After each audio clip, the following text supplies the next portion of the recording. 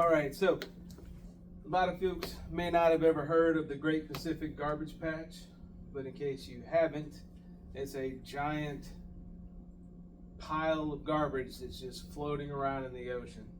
According to OceanCleanup.com, it takes up over 1.6 million square kilometers of space. To put it in perspective, that's bigger than Texas, Nevada, Georgia, Rhode Island, and California combined. And that's all plastic waste. According to NationalGeographic.com, this plastic waste is spread out. It's not just in a big single, spot, so it makes it a lot harder to pick it up. The downside to all of this, aside from just being nasty and wasteful, is it kills a lot of wildlife. The same website states that it kills approximately 1 million seabirds every year and over 100,000 sea mammals. National Geographic says there's more than one. They said there's more than one garbage patch. There's one, the main one, the Great Pacific Garbage Patch, is located approximately directly in the middle of the Pacific Ocean between California and Hawaii. Okay. This trash doesn't just stay in one spot.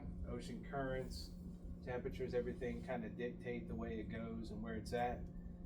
Currently, there's around 67 ships trying to clean it up, but human beings are constantly polluting, throwing trash overboard, throwing trash in the ocean, throwing trash in their waterways. It feeds directly into the garbage patch, and it's filling up quicker than they can clean it up. So, keeping that in mind, the National Oceanic and Atmospheric Association, the government agency, says that it's a terrible situation, one that we're having a hard time keeping a grip on. They said that it's affecting not just the wildlife, but different industries all across the planet. So when you think about what you're drinking out of, when you think about what you're purchasing, keep that in mind. When you think, wow, that's a pretty dolphin swimming around in the ocean, remember 100,000 sea mammals just like it every year are killed by microplastics that cause things like starvation, ruptured organs, things of that nature inside these animals' bodies. It also gets into your food. So think about the fishing industry, how many fish they catch every year. When they catch the fish, it goes from the ocean to your plate. How much of that meat you're eating contains microplastics, which can lead to things like cancer. Science has proven that these microplastics, once they're in your body, it causes a permanent pollution that stays in your body for the rest of your life. Your body doesn't expel it, it doesn't come out in waste. And how many years of eating things out of the ocean, things out of your waterways, have accumulated plastics inside of your body? Okay.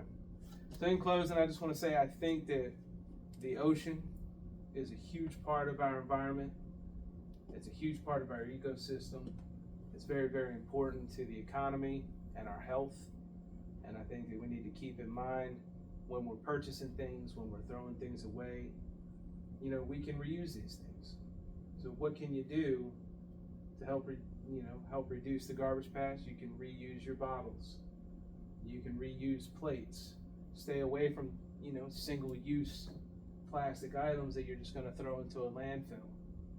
Those are things you can do. You can also donate or volunteer with different companies that help. There's a website out there called Humans Without Bottles, or Bottleless Humans, that lists several websites or several organizations. 4Oceans is one of them.